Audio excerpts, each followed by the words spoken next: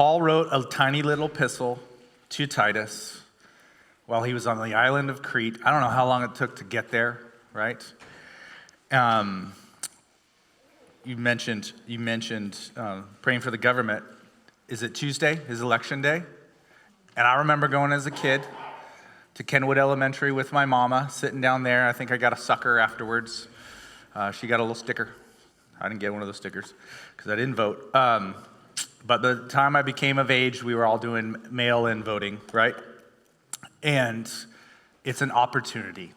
It's an opportunity to prayerfully and considerately, and if you're like, you know what, I just do it, I just know what to do, but maybe if there's other people in your home, be like, hey, let's go through this process. Let's open our guide, let's look our stack of mailers, whatever that came, I don't know. Like me, you collect them, right? My wife doesn't let them get inside the house, and I'm like, we gotta process this. We gotta, so forth. But you gotta look through and just consider that. So it's a great opportunity to love our neighbors and to be excellent citizens here in this county and in this state. So I'm not gonna overhype it. I'm just gonna say it's a reminder. Last Sunday, I was like, did we miss it? No, it's this coming Tuesday. Primary, you know what's going on. All right. Titus chapter 2. Now, I got to become a baseball coach this year, and I've waited 30 years for this moment, right? I retired of my career after high school, and I waited 30 years, right? So, coaches meeting right before, and these kids are ages 7 and 8, okay? So just temper our expectations here. One son is on that. The other one is on 5 and 6. Now, they both independently named their team the Foxes. They both wear red. So one is the Red Foxes and one of them is the Fire Foxes. Okay, not to be confused, right? And so Kari's a team mom of the Fire Foxes and we're the Foxes. And anyways, number 7 and number 8, they're for it. But the boys are big deal. They love it so much that they lose their gear before the game, right? It's always set, it's always in the right spot, it's always right there, and they just can't find it. And I go, this is why we put that all together. I'm just repeating to myself, apparently, all of these things, right?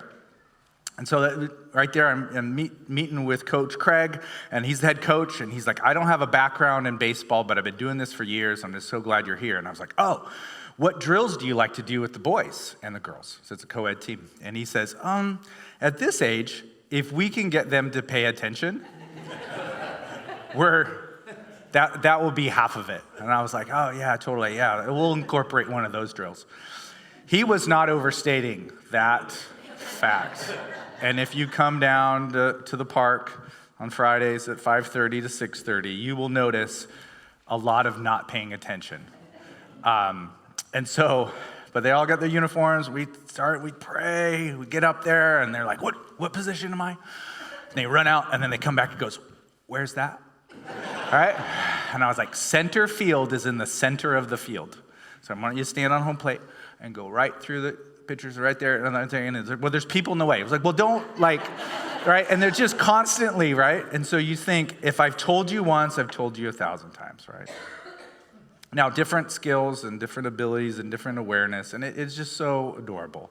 And one of our team moms said to me a couple weeks ago at practice, she goes, if you stick with this, and when these kids are in high school, they're going to have a great coach. And I knew what she meant. You're teaching two ahead of them, right? I mean, we've known her, and I was like, I understand what you're saying. She's like, no, I mean it really well. And I was like, keeping your toe up while you do a grounder is kind of not what they need to do at this age. However, I'd like you to pay attention, okay? There's a difference between telling someone something and teaching it. And that difference is relationship. In fact, if you tell someone even 1,000 times and you don't teach it to them, they're not going to pay attention. Now, there's a third level to that the Apostle Paul gets into here in the book of Titus. But we'll get to that in a moment. Titus chapter 2 begins this way. Pastor Jerry taught through this passage, 1 to 10. They all go together through 15. So we'll go to verse 11 to 15. He excellently walked us through what does it look like, the older and the younger, the men and the women, life on life. It's not efficient, but it's effective. Right? It's not efficient to have all of the age groups and the different separate on the baseball field at Tuesday night practice, but it certainly is more effective, because otherwise there'd be a lot of standing around, right? And the stronger and the faster would get all the reps, and the younger would just be like, could I go play on that playground with my siblings, right? But as for you, teach what accords with sound doctrine, healthy doctrine, meaning that what God has said in his word is healthy for us. And then we embrace it, and when we embody it, we're changed. Now, he doesn't say, tell everyone what accords with sound doctrine. It's a specific word, to teach. What does it mean to teach? Now, let's go to verse 11. Skipping down to the next paragraph here. For the grace of God has appeared, bringing salvation for all people, training to renounce ungodliness and worldly passions, and to live self-controlled, upright, and godly lives in the present age, waiting for our blessed hope, the appearing of the glory of our great God and Savior, Jesus Christ, who gave himself for us to redeem from all lawlessness and to purify for himself a people for his own possession who are zealous for good works. That's all one verse, and then one sentence, and then this last one to Titus. Declare these things and exhort and rebuke with all authority. Let no one disregard you. Okay? Now, I only want to talk about that verse. No, we're going to go back. Why would Paul remind Titus to do this? Because he is, in effect, swimming upstream. Nothing in their culture, nothing on the island, nobody is going to be talking about the grace of God training you to be a different person. Apparently, there, as in many other places, when they hear about the grace of God, they're like, that's awesome. I'm forgiven. I have a new start. I can now do whatever I want. Right? Like, just begin again. That's awesome. I never have to change. God forgives. He knows us. And we hear that in our day as someone says, God knows my heart. As if that's an excuse to not be godly. Right? Now, we don't know all of the things that were going on, but what is evident is that Titus was supposed to be just right there, like a coach.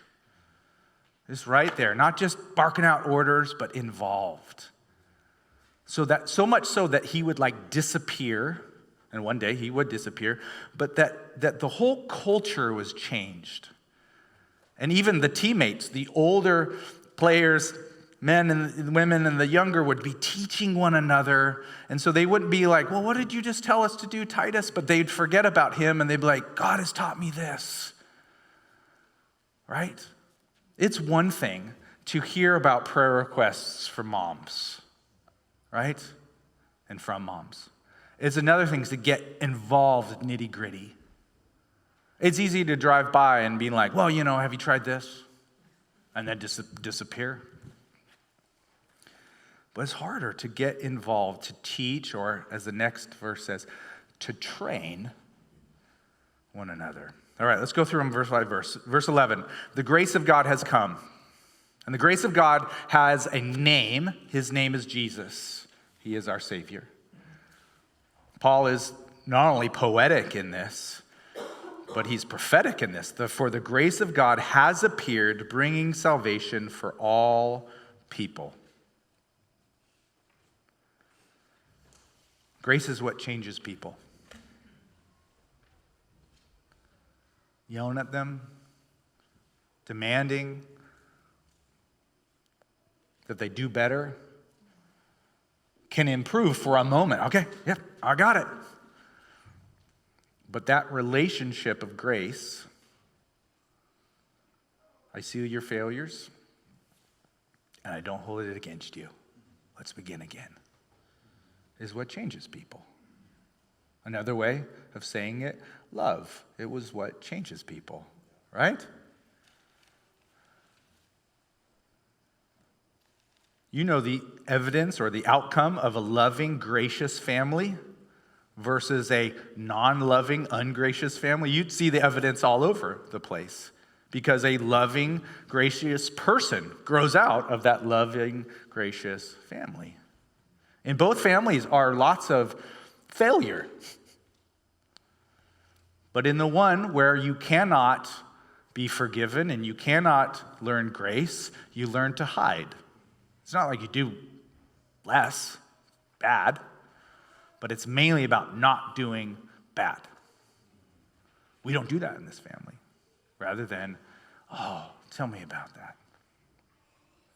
Now I'm going to tell you a story in a minute that's very present this very day. I was praying through my notes. Jared's like, how you doing? I was like, I'm good. And I have these two boys around me. Anyways, I'll save the story for a little bit, but I didn't know how to illustrate it. And then it became to me like, they're right here. And it was more about me as a father than them as a kid. But the grace of God right here is unmerited divine favor. Okay, that's a good definition. It seems very wooden. Like, oh, that's the answer, right? But you see how Paul puts it. The grace of God has appeared. He's so happy about this. Like, he is like, do people understand how great grace is? One author from a few centuries ago said that humanity is like an inebriated man on a horse. He falls off one side, gets up, and does what? Falls off the other side, okay? So when you hear grace, you're like, anything goes, or, people are going to take advantage of that, right? And neither of those, right? License, do whatever you want. Sorry, I'm pointing over here, right? Just like, do whatever we want. Or they're like, don't do that. The Apostle Paul in other places, don't presume upon the grace of God. We don't use the grace of God to do whatever we want. In fact, the vision is that God would actually change us at the level of our desires, which is what this passage is about.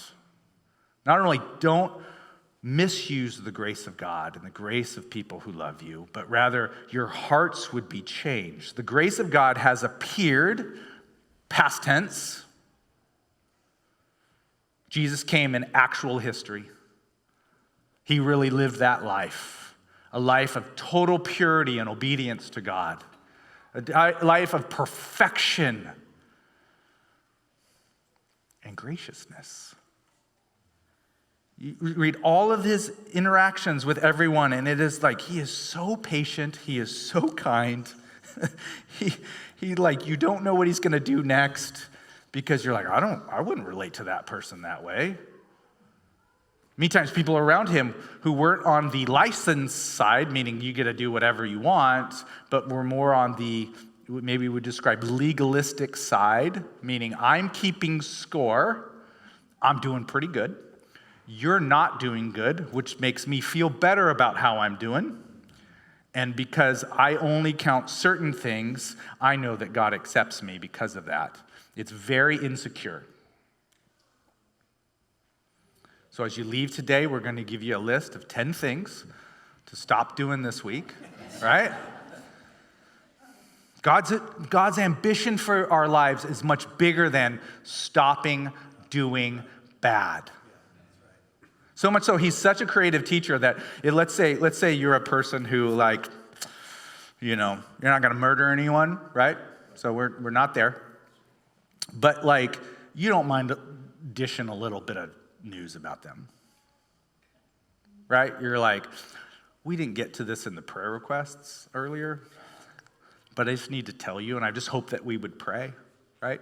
And you dish it to someone else and they're like, what do I do with this information, right? You know what God will put into your life? Someone who does that to you and about you. Not to shame you, but to change us. Right? Because he loves us, because he's a good father. And he is about training us. The thing that is so amazing about experiencing grace is that here Paul says that we can actually encounter grace. So that we're not just telling people about this experience. We went to this church and it's so gracious and the people are so awesome. And it's like, you don't know half of it. We're neither as good as you think, nor as bad as you feared, but we have encountered the grace of God. And we've learned that the grace of God is for all kinds of people. When he says the grace of God has appeared to all people, he's not saying everyone will get saved, but anybody can. Nobody. It's not just the noble people. It's not just this people group of this ethnicity or people of this status. It is anyone can come to Christ because Christ is grace. And that is the motivation to change. Now, about the time that I retired from my baseball career, amateur, high school, I remember school assemblies. And school assemblies were fun. We did like gladiator stuff. I remember there was a lawsuit, so I think they stopped that. This teacher's a little too aggressive about it, right? But they would often do assemblies. And you've known these assemblies. There's a car wreck. It somehow happened in the gymnasium. And whatever. And then I heard this week about one in our school, we had students who looked like they had died in it, right? And makeup and everything. And then they made it a whole day that this person is taken out and they're weeping and there's actors and all this stuff. And I was like, that's horrific. Did this change anybody? No, this gentleman said at the men's huddle, he's like, actually, we all knew that the person who had supposedly died was one of the biggest partiers at the school, but was on the student leadership team that conceived of this and then grant money and this and that. I'll tell you what, that was an era of all of those things, the shock and awe of it. It didn't change people.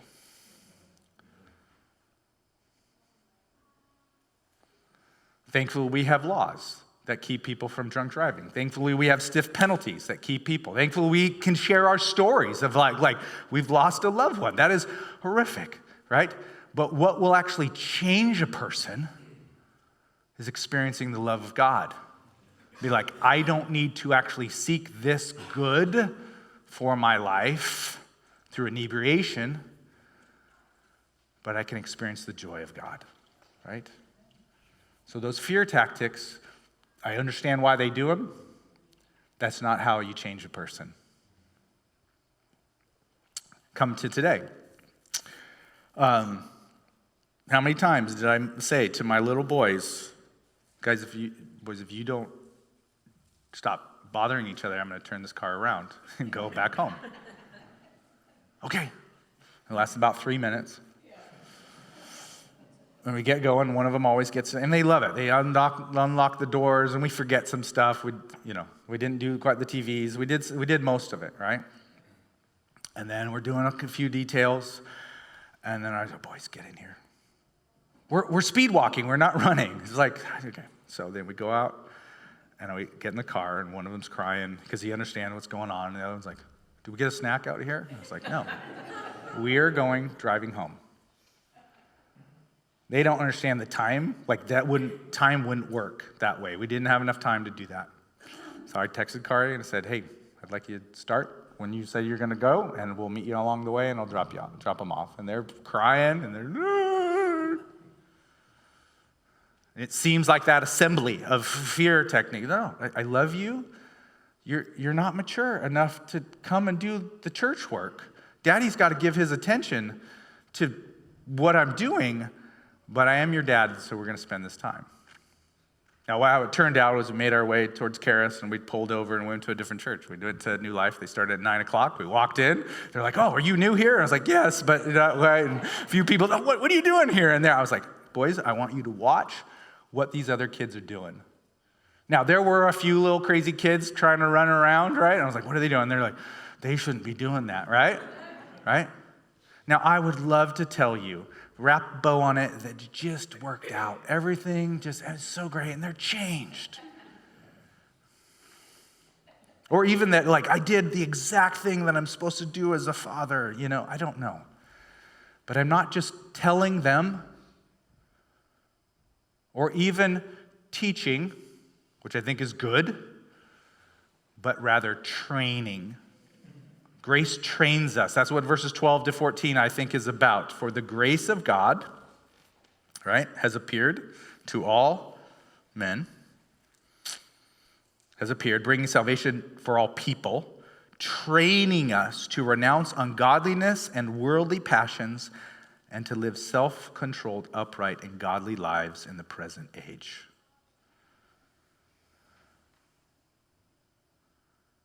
Good works that's been described earlier in this chapter flow from a good heart, from a trained heart, from a changed heart. And when we experience frustration, for them, the frustration that Daddy was being mean, and then later, Dad, now we get it. To which I wanted to say cynically, but do you? But I didn't, because I'm in this for the long haul. I know that I look out and I was like, hey, in a dozen years, if I don't grow weary in doing good, they'll turn out well. Like I can look at that in my even own home, okay? But trains us. Because this is more than information. This is formation and transformation. We're in the process of being formed. We are disciplined by grace. So sometimes it's a great parenting technique. You know, I could have taken them, Sunday, I'm not going to do this, but, taken them to ice cream and be like, I just want you guys to experience grace, and then we'll head back to church. I wasn't going to do that, right? Because they needed to understand the consequences of their actions and not just be sent out. Come back when you can figure it out, but rather let's go this together. This is not cheap grace, this is costly grace. This actually costs me something.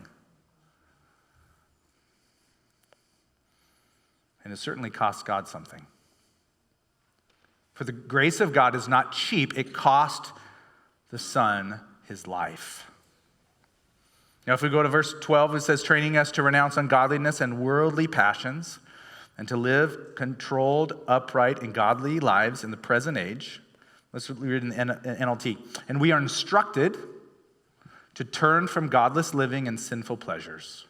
We should live in this evil world with wisdom, righteousness, and devotion to God. How do you learn how to do that?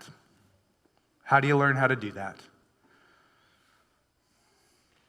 By someone teaching you, by someone training you. And I wish it was so easy, like, God, just do that in me.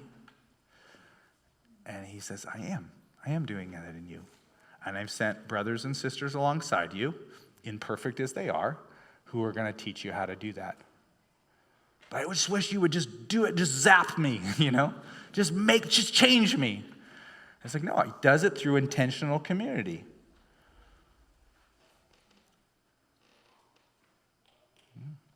When you, as the bigger brother, blame your little brother for how you're being childish, it's like, no, we're not doing that. There are consequences for all of this. And this is how he not only redeems us, this is how he reforms us, and this is how he goes on to verse 13, rewards us. Because teaching and training involve relationship. To tell someone something, whether over the airwaves or just a drive-by or the internet or even in your own home, hey, stop doing that, does not involve a relationship. You may have a relationship with them, but that is a very low investment.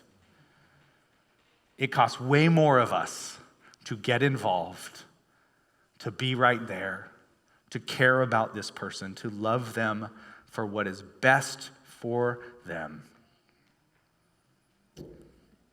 So that is what we get to do. Now, the good thing is whatever God requires, he also provides. This is what he provides for us. And I'm not sure if this one's a blank on the notes. It's a bonus. But I believe it is true, for I wasn't going to ask my sons of something that they couldn't do. I need you to stop running into the walls and running into each other and hitting things, requiring them to what they actually can do. For actually, God knows our heart, and he wants to change us to the level. Now, this is really important when we get to verse 14, is that who we belong to determines who we become and how we live. I wanted to cleverly put it, whose before do's, and it was a little bit W-H-O-S-E, and Jerry's like, this week, he's like, I think this is really unclear. It's not as clever as you think it is. But verse 14, very patient brother helped me, who gave himself for us to redeem us from all lawlessness and to purify for himself a people for his own possession. Right. I could be driving down the 213 South and be like, sons, I'm just so worried that you're going to end up in jail.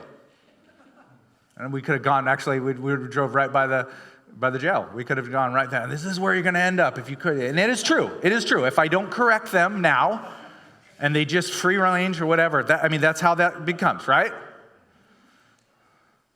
Or I just disappear and the siblings got to raise them or whatever, right? But taking the long view recognizes this is how this person will not only change, but to grow into a citizen who does more than just vote on the whatever Tuesday, right? They're just godly and patient and kind, and other people will be like, who made you? And could I borrow your stuff? And could you teach me how to live? Let alone how to catch a baseball. And this is how he changes to the level of desires from all lawlessness and to purify for himself a people for his own possession. God owns us. So we're not doing this to look good to each other. Certainly not telling that story to tell you I'm a great father. It's like, man, I have really failed here. Not in the big ways, but in the small ways of the training, like getting you ready to be here. Okay, let's recalibrating.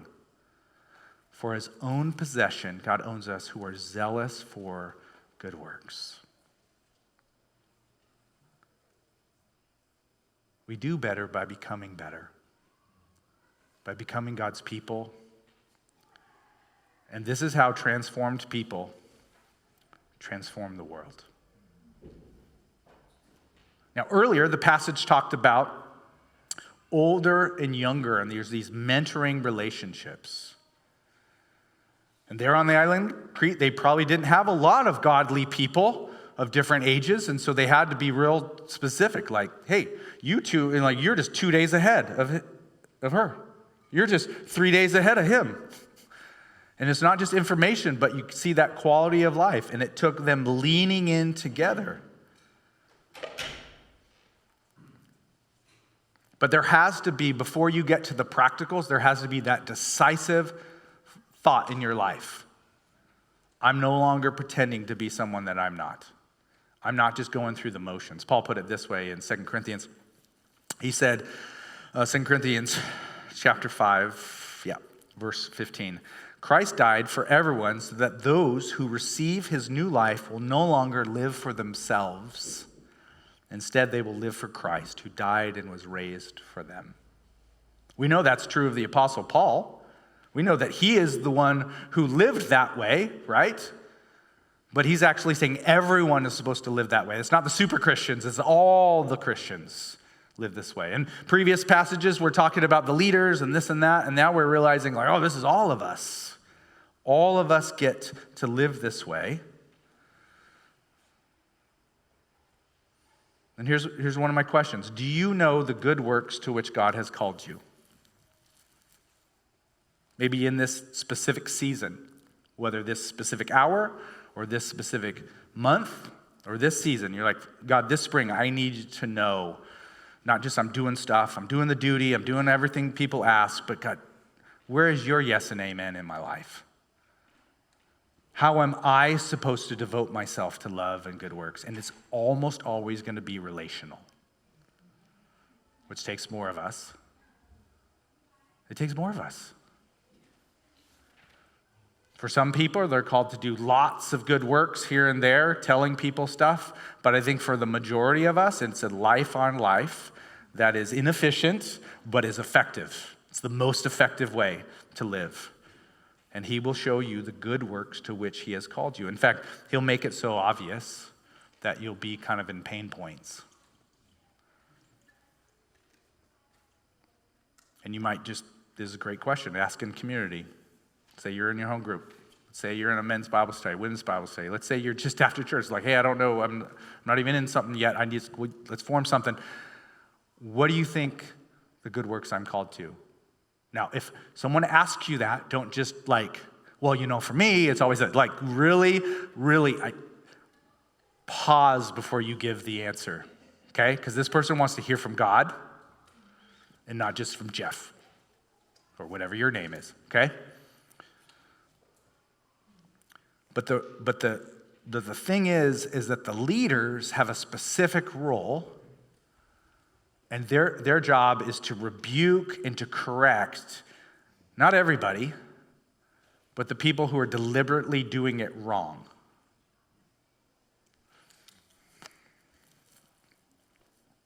The people who are misusing the grace of God, the people who are being self-righteous, the people who like to tell everyone what's going on rather than actually be really there. And so that is why I'd say swimming upstream, different motives and mindset from the world. And church leaders are like upstream swimming coaches. If you ever try to do something in the current, it exaggerates what you're doing. Right? I don't need to talk about swimming. You always real one side, you're just going to go veer, right? So everything is a little bit more, right? And our culture just wants you to float. And what floats? Dead things. Fish do not float downstream. They don't do that. Well, they do if they're dead, right? They swim upstream or they swim out to sea, right? But they're specifically doing this, and we are alive. And so we don't think of the grace of God the same way that the watching world thinks about it. We don't think about each other the way that watching world. We don't think about ourselves the way the watching world thinks. So Paul says to Titus, it's very similar, he says to Timothy, declare these things, exhort and rebuke with all authority. Let no one disregard you. I do not believe that Titus's job was to walk around on blast and just tell everyone what's up. I think he's giving them that to say, you won't want to do this. Do this mainly in private. Right? The main message is the grace of God and how that changes us, but sometimes you have to go to a specific person and say, hey, what's going on here? Let's go for a ride. I don't want to, right? We're going to go watch how other people participate, and we'll come back. Now, I'm going out of order on purpose because I want us to end with verse 13, which speaks of the return of Christ, which is our blessed hope. There is the past. The grace of God has come, has appeared in Jesus. The grace of God is Jesus. There's the present. He is teaching us to deny our ungodly passions. That is hard work. It's easy enough to help kids deny their ungodly passions, let alone also ourselves as well. But that's what the church family does. But what makes it all worth it? This work that we're employed in right here is verse 13. Waiting for our blessed hope, the appearing of the glory of our great God and Savior, Jesus Christ. Waiting for our blessed hope. It's very clear from the context that this waiting doesn't involve just standing there. This waiting involves activity, right? This waiting involves trusting God. This waiting involves putting away sin in our lives. This waiting involves being trained, not just told or taught, but trained.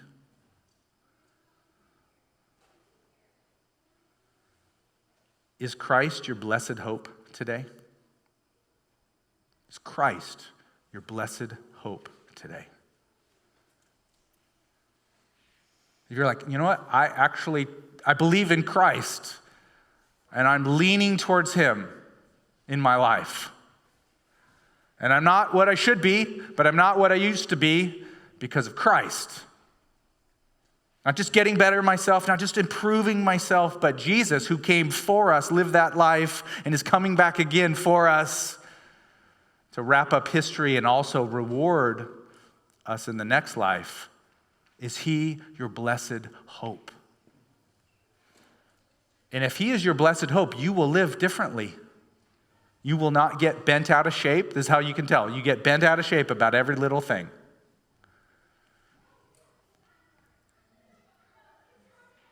It's true. It's not attractive. It's not attractive at any age if someone just like, everything's like, but in Christ is my blessed hope. I go, all right, buckle up, kids. We got a little learning to do, okay? Because Christ is our blessed hope, we know that he deals with us differently. On your welcome guide, I asked 2 other questions. What is God teaching you? And how is he training you by grace? It might be he's teaching you about your path for good works. I'm supposed to get involved in this specific ministry or this need with other people.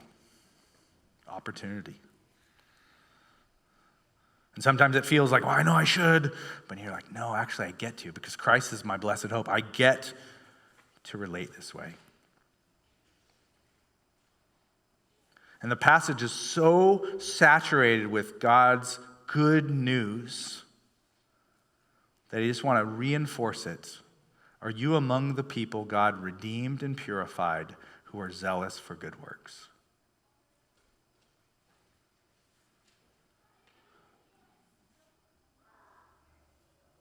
It is possible, and it might have been possible there on the island of Crete. It's possible to be in church and not actually be among these people. To just kind of go through the motions and, I try to do better. One of the ways you can tell if you're just kind of going through the motions is you're actually not zealous for good works. You want other people to see you doing good. Right? To keep up that appearance. But in the secret, in the private parts of your life, you're actually not zealous for good works, but jealous. Angry with God that he hasn't come through on some area that you expect him to. Most often frustrated with the people around you who they don't live up to what you want them to be doing. But God is the judge of the living and the dead. You see, these passages, even about grace, they confront us. And they help us realize, I actually am not changing in the level that I ought to. And so this gives us an opportunity to respond.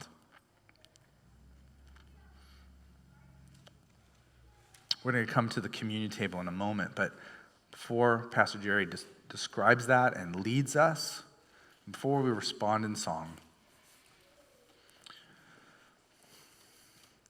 as you look through that passage, there's going to be a phrase, there's going to be some word from God that is going to stick out to you.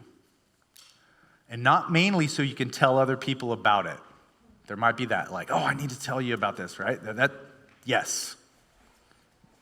You really learn something when you teach it, yes. But he's teaching you about you. He's teaching you about who you are and what he wants for you. My little boys, when they hopped in that car,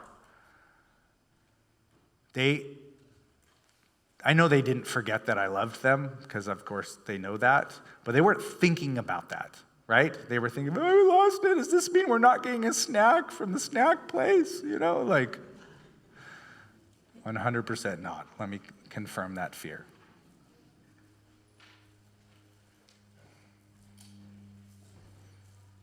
But as we calmly went and we came back, by the time it turned to laughter. It turned to hope. It turned to funny, right? Not disrespectful, right? But there's a piece of God has bigger plans than what I'm holding on to right now. So, Brother Jerry, will you come up and guide us in responding to the gospel and lead us into communion?